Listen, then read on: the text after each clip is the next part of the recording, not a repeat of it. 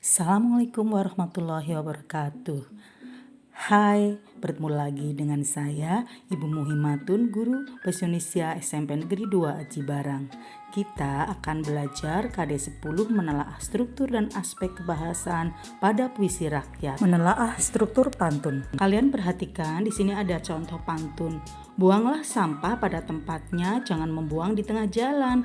Kalau kita tidak mau bertanya, tidak bisa mencapai semua harapan. Berarti struktur penyajian pantun di atas terdiri dari 2 larik sampiran dan 2 larik isi. Larik 1 dan 2 dengan larik 3 dan 4 tidak saling berhubungan. Ditinjau dari jenis kalimatnya, larik 1 dan 2 merupakan kalimat perintah. Larik 3 dan 4 kalimat saran dengan pola hubungan syarat atau kalau dan merupakan satu kalimat majemuk. Selanjutnya kita akan menelaah struktur gurindam. Perhatikan contoh gurindam berikut. Apabila kelakuan baik berbudi, hidup menjadi indah, tak akan merugi. Nah, struktur penyajian gurindam itu terdiri dari 2 larik.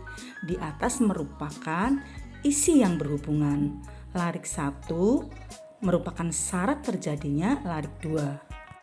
Ditinjau dari jenis kalimatnya, gurindam di atas menggunakan kalimat dengan pola hubungan sebab akibat. Dan larik 2 merupakan keadaan jika syarat dilakukan.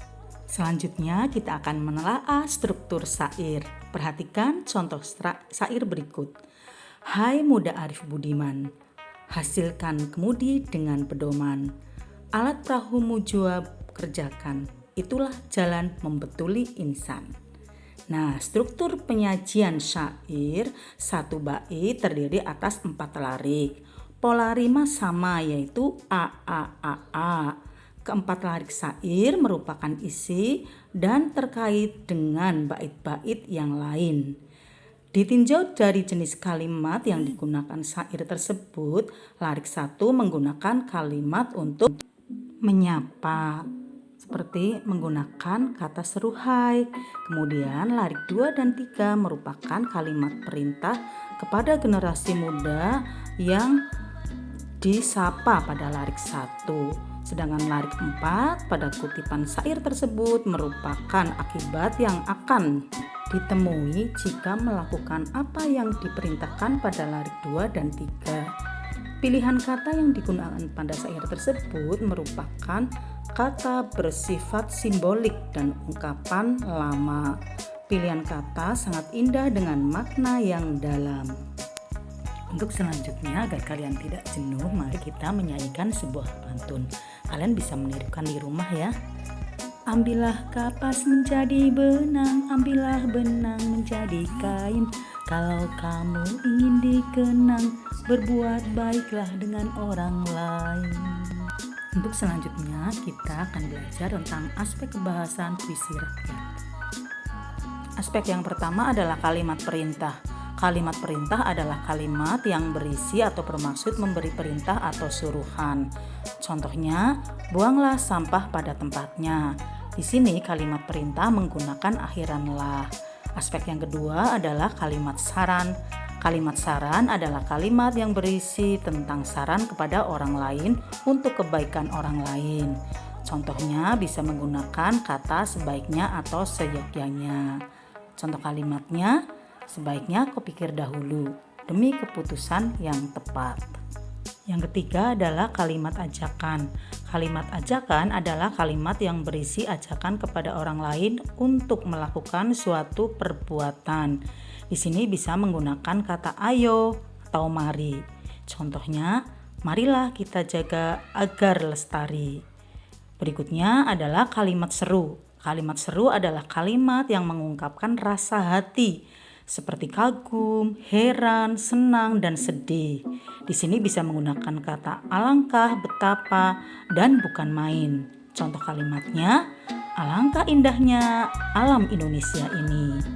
Selanjutnya adalah kalimat larangan.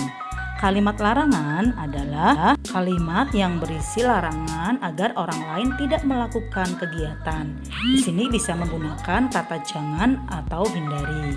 Contoh kalimatnya, janganlah berprasangka buruk kepada sesama.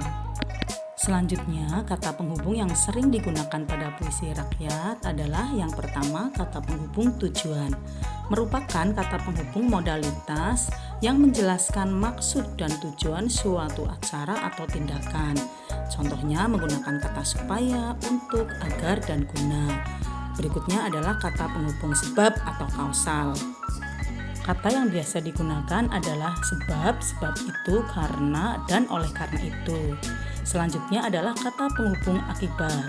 Kata yang biasa digunakan untuk kata hubung ini adalah sehingga, sampai, dan akibatnya. Selanjutnya adalah kata penghubung syarat.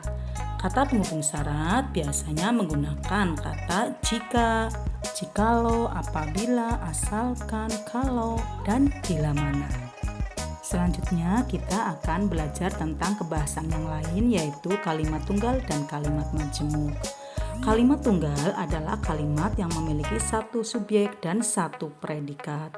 Contohnya, pagi-pagi saya sarapan. Selanjutnya, kalimat majemuk. Kalimat majemuk adalah kalimat yang memiliki lebih dari satu subjek atau predikat. Kalimat majemuk terjadi dari penggabungan dua kalimat dasar atau lebih. Ada beberapa kalimat majemuk. Yang pertama adalah kalimat majemuk bertingkat.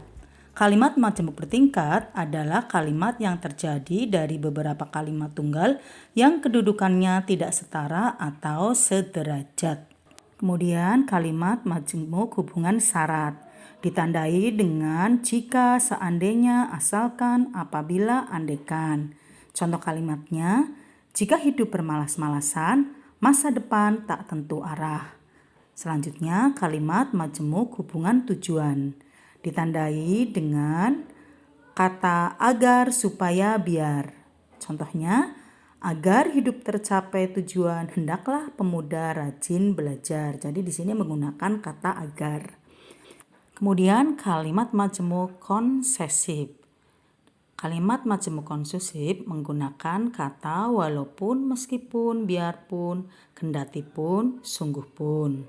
Contoh kalimatnya, walaupun belajar banyak godaan, tetaplah teguh mencapai harapan. Ini menggunakan kata walaupun. Kalimat majemuk hubungan penyebaban ditandai dengan kata sebab, karena, oleh karena. Contoh kalimatnya, hari ini aku bersedih karena berpisah dengan sahabat. Di sini menggunakan kata karena. Kalimat majemuk hubungan perbandingan biasanya ditandai dengan ibarat seperti bagaikan, laksana, sebagaimana, lebih baik. Contoh kalimatnya, belajar di waktu kecil seperti melukis di atas batu. Selanjutnya adalah kalimat majemuk hubungan akibat. Ini biasanya ditandai dengan kata sehingga, sampai-sampai, maka. Contoh kalimatnya, Dian belajar begitu keras sehingga dapat memenangi olimpiade itu. Di sini menggunakan kata sehingga. Selanjutnya, kalimat majemuk hubungan cara biasanya ditandai dengan kata cara, secara, atau dengan cara.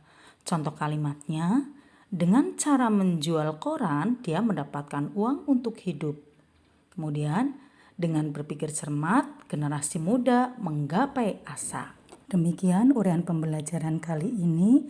Bila ada pertanyaan, silakan kalian bisa komen atau lewat grup WA. Tetap semangat dan selalu jaga kesehatan. Saya akhiri sekian dulu. Wassalamualaikum warahmatullahi wabarakatuh.